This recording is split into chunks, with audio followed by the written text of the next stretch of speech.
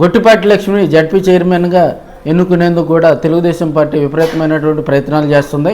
ఇప్పటికే ఓటర్ల మార్పుల చేర్పుల్లో భాగంగా ఆమెకు ప్రకాశం జిల్లాలో ఓటు లేకపోవడంతో కూడా ఆమెకు మన ఉమ్మడి ప్రకాశం జిల్లాలో ఓటు మార్పించుకొని, అంటే ప్రస్తుతం పర్చూరు నియోజకవర్గంలో కూడా ఒక జడ్పీటీసీ, ఒక లేడీ జడ్పీటీసీ కూడా ఈ మధ్యకాలంలో అక్కడ మరణించడంతో ఆ పోస్ట్ ఖాళీగా ఉంది. కాబట్టి ఆమెను ఓటు మన జిల్లాకు బదలాయించుకొని కూడా అక్కడ జడ్పీటీసీగా కూడా ఆమెను పోటీ చేయించి, లేదా ఇనామినస్గా ఇప్పుడున్న పరిస్థితుల్లో కూడా అధికారంలో తెలుగుదేశం పార్టీ ఉంది కాబట్టి ఇనామినస్గా కూడా ఆమెను ఎన్నుకొని జడ్పీ చైర్మన్గా చేసేందుకు కూడా వాళ్ళ బాబాయి మంత్రి గొట్టిపాటి రవికుమార్, అదేవిధంగా పర్చూరు ఎమ్మెల్యే కూడా చురుగ్గా ప్రయత్నాలు చేస్తున్నారని కూడా మనం తెలియజేసుకోవచ్చు. పరిస్థితుల దృష్ట్యా గొట్టిపాటి లక్ష్మిని జడ్పీ చైర్మన్గా కూడా ఆమెను, చైర్పర్సన్గా కూడా ఆమెను పంపించి కూడా అక్కడ కొంత శాంతియుత వాతావరణంలో కూడా జడ్పీ చైర్పర్సన్గా కూడా గొట్టిపాటి లక్ష్మిని నియమించేందుకు కూడా తెలుగుదేశం పార్టీ కసరత్తు చేస్తుంది.